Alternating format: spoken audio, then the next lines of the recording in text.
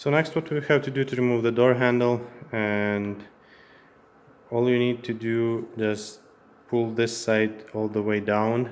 There might be some resistance, so you might need to work with that T25 screw over here just to get it loose even more, and that will allow you to pull the handle down this side and then down all the handle.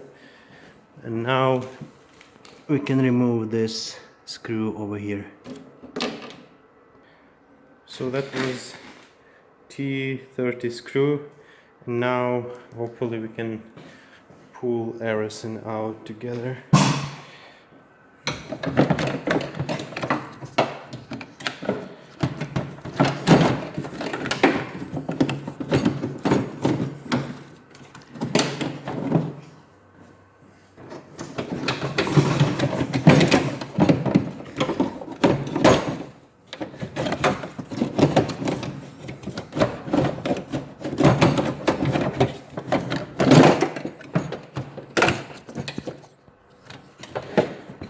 So it is all loose now.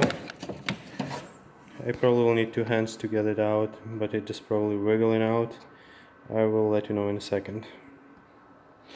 So you want to get this top part out first, and then get everything out in one piece.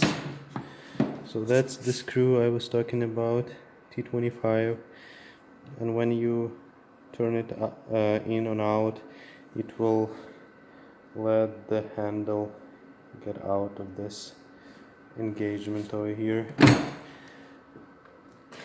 And that's pretty much it. All the wirings can be removed too, just going from behind.